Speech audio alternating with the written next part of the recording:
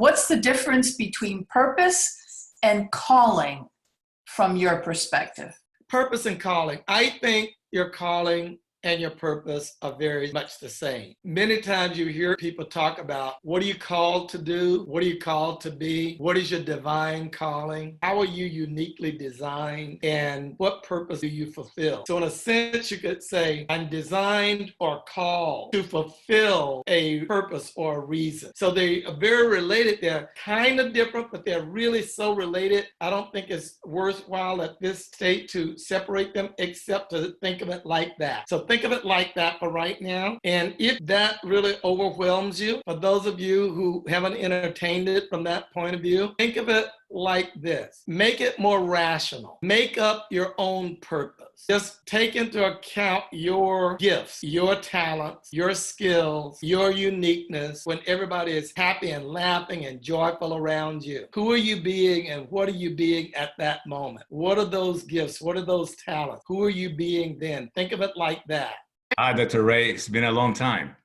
So how cool I get a chance to just share my vision and sort of the thing that kind of moves me. And I kept listening to you throughout the talk. It is often in my mind and it's been more prominent ever since COVID happened, especially all the social unrest that has happened since then. We've seen quite a few. And the thing that stands out the most for me is how people tend to communicate and how they tend to speak to each other. And I feel like we're not taking the time to really listen, to really understand when the other person's coming from. And people tend to be so hell-bent in defending their point of view that they're not even able to relate to the other person. So in realms of social injustice, when we're having conversations about our political views, when we're having conversations about race, I feel like we're lacking a sense of even empathy or even the simple, basic desire to understand where the other person is coming from. So in my mind, if I can enhance my own presence, my own awareness, my own mindfulness, I can better understand the person that I'm speaking with, right? If I can do that, if I can elevate the quality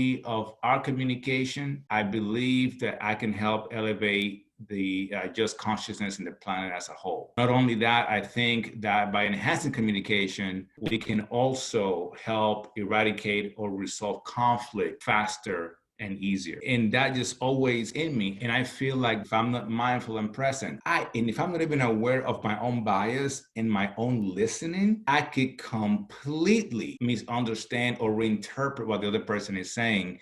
And that leads to even more conflict.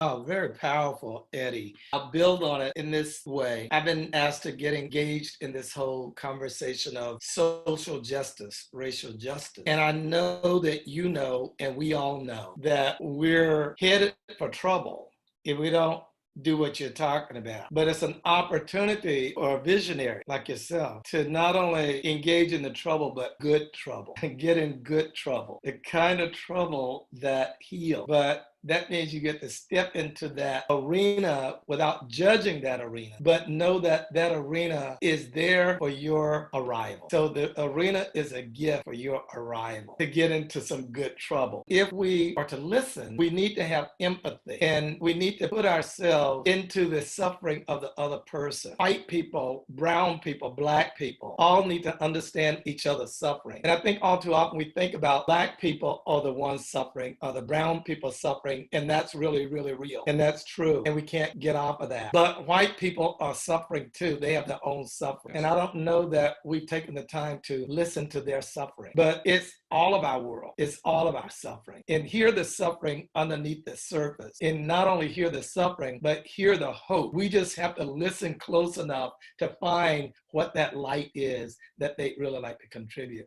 So I think the listening, the mindfulness that you're talking about will help you slow down in your consciousness. And then if you could then begin to teach that, if you could then begin to teach more people that, and let them be your evangelists, and let them be your people that help you communicate that message. You can do it, but you can do it greater with more people doing it alongside you.